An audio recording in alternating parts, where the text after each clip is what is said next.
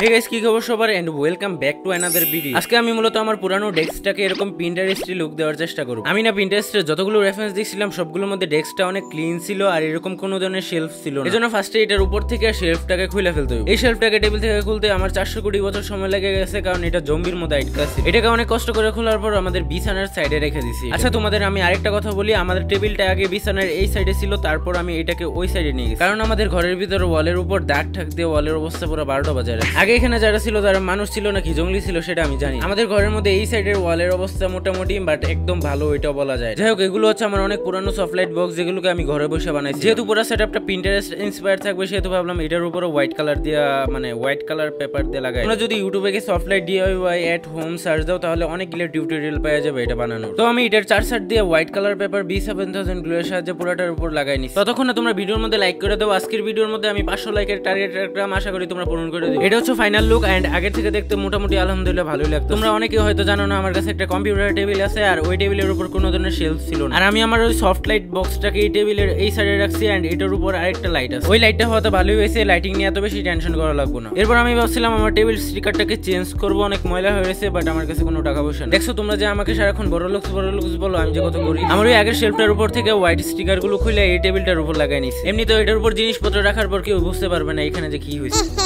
তোমরা অনেকে জিজ্ঞেস করতে পারো আমি টেবিলের জিনিসপত্রগুলো কোথায় রাখছি। এটা হচ্ছে আমার বিছানার অবস্থা, যেখানে আমি সবগুলো জিনিসপত্র রেখে দিচ্ছি। বাই দ্য ওয়ে আমি তোমাদের স্টুডিও সেটআপের সাথে সাথে রুম টুরও দিয়ে দিলাম। ফার্স্ট অফ অল আমি পুরো টেবিলটার উপর RGB লাইট লাগাই নিব, এর জন্য আমি এখানে ইউজ করতেছি ডাবল সাইড টেপ। আর একটা ইন্টারেস্টিং কথা হচ্ছে এখানে যে ডাবল সাইড টেপটা এটা আমার না। তো আমি RGB লাইটটাকে কিছুটা এরকম ভাবে লাগাই নিছি। আর এটা লাগানোর সময় আমি ভিডিও ক্লিপ নিতে পারি নাই, কারণ এটা লাগানো অনেক হার্ড ছিল। এটাকে জ্বালানোর পর তোমরা দেখতে পারবে কিরকম লুক দেখায়। অনেকদিন ধরে আমার ড্রিম ছিল একটা পেক বুট কেনার জন্য, ফাইনালি এটাকে আমি কিনে ফেলছি। অনেকগুলো পেজ আছে যেখানে মেটালের পেক বুট পাওয়া যায় বাট ওইগুলোর প্রাইস অনেক বেশি হাই থাকে। আর আমি কি পেক বুট দিয়ে যুদ্ধ খেলবো যে আমার মেটালের পেক বুট লাগবো? বাই দ্য ওয়ে এটা কিনছি হচ্ছে আমি ফেসবুক পেজ ইন্ডিকোর থেকে। তোমরা ওনাদের কাছে স্টিলেরটাও পাওয়া যাবে আর এরকম মেলামাইন টাইপেরটাও পাওয়া যাবে। এটা 3D প্রিন্টেড হলেও কিন্তু এটা অনেক স্ট্রং আর এটা অনেক মোটা। তোমরা এটা শিওর থাকতে পারো এটার কোয়ালিটি অনেক ভালো, তোমরা কম বাজেটের মধ্যে এটা কিনতে পারো। এরপর ওনারা অনেকগুলো এটার সাথে হুকও দিয়ে দিছিল ফ্রিতে, বাট তারপরও আমি অনেকগুলো কিনছি। এরপর এর সাথে এরকম একটা এটাকে জানি কি বলে কন্টেনার কিনে ফেলছি। তোমরা বাংলাদেশের মধ্যে 3D প্রিন্টেড ছাড়া পেক বুটের জন্য অ্যাকসেসরিজ পাবা না আমার জানা মতো। আর এখানে যে আমি পেক বুটটা কিনছিলাম এটা ওনাদের পেজের সবথেকে বড় পেক বুট, তারপরও কেন জানি আমার টেবিলের মধ্যে এটা ছোট লাগতেছে। এরপর ছিল অনেকগুলো ওয়াল মাউন্ট যেগুলোর সাহায্যে তুমি ওয়ালে এটাকে সেট করতে পারবা, বাট এটাকে আমি আপাতত করবো না। যেহেতু আমি পেক বুট কিনছি সেহেতু আমি শিওর কিছুদিন পর আমি সেটআপ চেঞ্জ করবো, না হলে আমার পেটের ভাত হজম হইব না। আর ফাইনালি আমি আমার পিসিটাকে আমার ডেস্কের মধ্যে রাখার সুযোগ পাইছি। আমি যে কতদিন ধরে ওয়েট করতেছিলাম এই মুহূর্তটার জন্য তোমাদেরকে বলেও বোঝাতে পারবো না। আর এখনই আমাদের টেবিলটা কত বেশি জোশ লাগতেছে দেখতে। ফার্স্টে আমি পেকবুটটাকে সাজাবো, এই জন্য আমি কন্টেনারটাকে এই সাইডে রাখছি। এরপর আমি যে হুকগুলো নিয়েছিলাম সবগুলোকে এক এক করে এটার উপর লাগাই নিছি। আমি জানি না আমি এতগুলো হুক কেন নিছি। এই কন্টেনারের উপর এই মিনি পেন্টিংটা রাখবো নাকি রাখবো না সেটাই ভাবতেছিলাম, রাখবো নাকি রাখবো না। আরে রাখি। আমার কাছে যে হাবিজাবি জিনিসপত্রগুলো আছে সেটা সবগুলোকে এটার উপর রেখে দিচ্ছি, কারণ আমার কাছে এটার উপর রাখার মতো আপাতত কোনো জিনিস না। বাই দ্য ওয়ে এটা হচ্ছে আমার স্টুডিও সেটআপের ফার্স্ট পার্ট। এটার মধ্যে আমি রাখার জন্য অনেকগুলো জিনিস অর্ডার দিয়েছি, ওইগুলোর ভিডিও আমার ওই সেকেন্ড চ্যানেলে। তারপর আমি ভাবলাম যে এই হুকগুলোকে খালি রেখে দিলে তো খারাপ দেখায়, এই জন্য আমার কাছে যে ওয়াশি টেপগুলো ছিল সবগুলোকে এন্ড কিছুদিন আগে যে টিউলিপ ফ্লাওয়ার গুলোকে কিনছিলাম এগুলোকে এক সাইডে রেখে দিই। আমার কাছে টিউলিপ ফ্লাওয়ার অনেক বেশি ভালো লাগে, তোমাদের কাছে কেমন লাগে কমেন্টে জানিও। এন্ড গাইস আমি বুঝতে পারতেছিলাম না কোন জিনিসটাকে কোন জায়গায় রাখবো যাতে ভালো দেখায়। তোমরা একটু আমাকে সাজেশন তোমরা আমাকে একটা সাজেশন দিও যে কোনটা কোন জায়গায় রাখলে বেশি ভালো লাগবে। আমি নেক্সট সেটআপে তোমাদের মতো করার চেষ্টা করব। এরপর আমি অনেকদিন আগে একটা রাউটার স্ট্যান্ড অর্ডার দিয়েছিলাম যেটা কোনো কাজেই লাগে না, এজন্য ভাবলাম এটাকে টেবিলের উপর রাখি। এখানের বেশিরভাগ জিনিসই আমি অনেকদিন আগে থেকে রেখে দিয়েছিলাম, ইউজ করা হইতেছিল। আর আমার ডেস্কের উপর আমি যে জিনিসগুলো রাখতেছি এখানের প্রায় 90% জিনিস আমার নিজের টাকা দিয়ে কেনা। যখন নিজে জমানো টাকা দিয়ে কোনো কিছু কিনি তখন বেশি ভালো লাগে। আমি পেকবুটটা অর্ডার করার সময় অনেক টেনশনে ছিলাম এটার কোয়ালিটিটা কেমন হবে, বাট মাশাআল্লাহ পাওয়ার পর অনেক সুন্দর কোয়ালিটি। তো এরপর আমার যে রঙগুলো ছিল ওইগুলোকে এক সাইড করে রেখে দিছি। আমি ভাবতেছিলাম কোনটা কোন জায়গায় রাখা যায়, এজন্য টিউলিপটাকে ওই সাইডে রাখছি। এরপর আমি আমার এই মাইকটাকে রাখবো, ভাবতেছিলাম এটাকে কোন জায়গায় রাখা যায়, পরে মনে হলো যে কম্পিউটারের সাইডে রেখে। তোমরা এখানে যতগুলো জিনিস দেখতেছো প্রায় সবগুলোর ভিডিও আমার চ্যানেলে অ্যাভেলেবেল আছে। মাইকটা ভালো করে মনিটরের সাথে অ্যাডজাস্ট হইতে পারতেছিল না, এজন্য আমি কি করছি মনিটরটাকে একটু ওই সাইডে নিয়ে পরে মাইকটাকে বসাইছি। আমার কাছে এরকম 3D LED মেসেজ বোর্ড ছিল, ওইটার পেনটা ওইখানে রাখছি এন্ড ওইটাকে আমি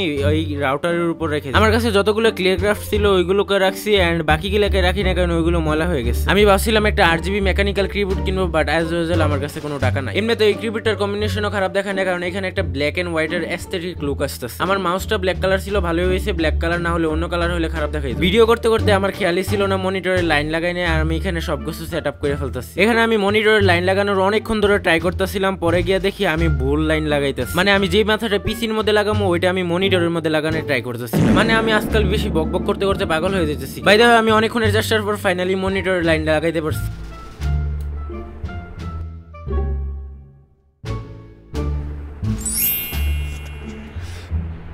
ফাইনালি পিসিটাও চালু হয়ে গেল। এখন ভাবতেছিলাম পিসিটার ভিতরে কি ওয়ালপেপার লাগানো যায়, আর আমি দেখতেছিলাম সব কানেকশন গুলো ঠিক আছে নি, ওয়াইফাই এর সাথে লাইন ঠিকঠাক আছে কিনা। সবকিছু ঠিকঠাক থাকার পর আমি ফায়ারফক্সে গেলাম, ওইখান থেকে গেলাম পিন্টারেস্টে, গিয়ে দেখতেছিলাম কোনো ওয়ালপেপার পাইনি ভালো একটা। আর তোমরা কারা কারা আমার মতো পিন্টারেস্ট ইউজ করো বিভিন্ন ড্রয়িং রেফারেন্স কিংবা অন্যান্য কাজ? পিন্টারেস্টে যাওয়ার পর আমি একটা মন মতো রেফারেন্স পাইতেছিলাম না, যেইটাই পাইতেছিলাম ভালো ওইটার রেজুলেশন ছিল কম। তো আমি অনেকক্ষণ খোঁজাখুঁজির পর ফাইনালি কয়েকটা রেফারেন্স পাইছি। তোমরা দেখো কোনটা ভালো লাগে বেশি। আমি এখানে বেশিরভাগ রেফারেন্স এনিমি টাইপ কিংবা একটু জাপানিজ টাইপের চেষ্টা করি। আমার কাছে তো সবগুলোই ভালো লাগছে। এরপর আমার জানি কি চুলকানি উঠলো, আমি আবার ডেস্কটাকে একটু চেঞ্জ করতে। ও মনে পড়ছে, দূর থেকে দেখতে আমার ডেস্কের এই মাঝখানে যে ফাঁকা টাকা ছিল ওইটা দেখতে একটু খারাপ লাগতেছে। এজন্য আমি মনিটরটাকে আর একটু এই সাইডে প্যাকবোর্ডের দিকে নিয়ে আসছি, আর আমার যে মাইকটা ছিল ওইটাকে কর্নারে রেখে দিচ্ছি। এখন তোমরা অনেকেই বলতে পারবে একটা জিনিস নিয়ে কত ঢং করতেছে। আসলে আমার কাছে যতক্ষণ পর্যন্ত দেখতে ভালো না লাগে ততক্ষণ পর্যন্ত হালকা পাতলা চেঞ্জেস করতেই থাকে। আমার এই কন্টেনারের উপর এত হাবিজাবি জিনিসগুলো ভালো লাগতেছিল না, এজন্য সবগুলো জিনিসকে নামায়। আসলে আমি একটা পেন হোল্ডারও কিনলাম হইলে, বাট এজ ইউজুয়াল আমার কাছে টাকা নেই। আর এই কন্টেনারটাকে আমার এই জায়গায় রাখতে মোটামুটি ভালো লাগতেছিল। তোমরা বললো কোন জায়গায় রাখলে বেশি ভালো লাগে। এটার উপর রাখার জন্য আমি কি করছি, আমার ফ্রেন্ডের থেকে এরকম একটা রবিস কিউব নিয়ে এসে বসছি। আর আমি তোমাদের দেখাইতেছি আমি যে কত বড় রবিস কিউব মাস্টার।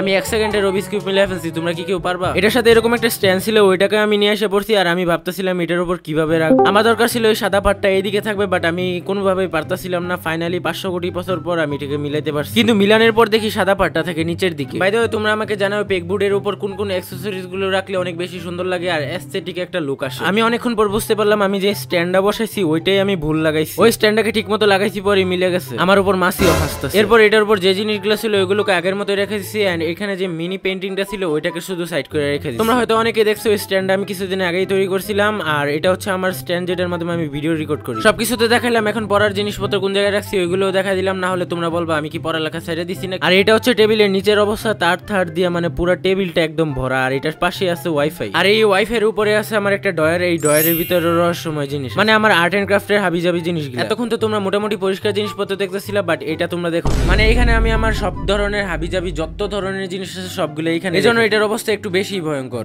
তো আমার সবগুলো জিনিস করার পর আমার যেতে হইতেছে একটা চার্জার কেনার জন্য, বাট ওয়েট। যাই হোক, কিছুদিন আগে আমার 3000 টাকার দামের চার্জারটা ব্রেন স্ট্রোক করে মারা গেছে। ওইটা এরকম সময় নষ্ট হয়েছিল যখন আমি ভিডিও আপলোড দিব, বাট আপলোডই দিতে পারলাম। তো এটা আমি কিনতে বিকালের দিকে গেছি, আর আমার পরিচিত একটা দোকান থেকে কিনতে গেছি। এটা হচ্ছে ওরাইমো ব্র্যান্ডের একটা চার্জার, মোটামুটি ভালোই, বাট অরিজিনাল চার্জারের প্রাইসটা একটু বেশি। এই কারণে আমি এটা কিনছি, না হলে ওইটাই কিনতাম। আমার চার্জারটা নষ্ট হয়েছিল শনিবারে, বাট ওই দিন কোনো দোকানই খোলা ছিল না এখানে, তাই জন্য আমার একদিন ওয়েট করতে হয়েছে, তারপর আমার এটা কিনতে হয়েছে। আর এখানের বাইরে যে মসজিদটা এটা দেখতে অনেক সুন্দর লাগে। আমি মূলত স্কুল থেকে আসা তারপর বিকালের দিকে এটা কিনতে গেছিলাম। এই ভিডিওটা লং করার জন্য আমি কি করছি, আমার ওই ক্লিপ গুলাকে এই ভিডিওর মধ্যে দিয়ে দিয়েছি, কারণ তোমরা অনেকেই কও একটু লং ভিডিও দেওয়ার জন্য। কিছুদিন পর আমার আবার ভয়ঙ্কর এক্সাম আসতেছে, আর ওই সময় মনে হয় না আমি লং ভিডিও দিতে পারবো, বাট আমি ইনশাল্লাহ শর্ট ভিডিও। মূলত আমি এখনো লং ভিডিও দিতে পারতাছি না, মূল কারণ হইতেছে যে আমাদের এখানে অনেক আওয়াজ হয়, এই কারণে আমি ভয়েস ওভার করতে পারি। তোমরা বিশ্বাস করবা না, একটা ভিডিওর মধ্যে এতবার রিটেক নিতে হয় শুধু শর্টস ভিডিওর মধ্যে, আর আমি যদি লং ভিডিও তৈরি করতে যাই তাহলে তো। আজকের ভিডিওটা আমি এই পর্যন্ত রাখতেছি। যাওয়ার আগে তোমরা ফুল সেটআপের একটা ভিডিও দেখা যাও, আর নেক্সট ভিডিও ইনশাল্লাহ সুন আসবে ওই চ্যানেল।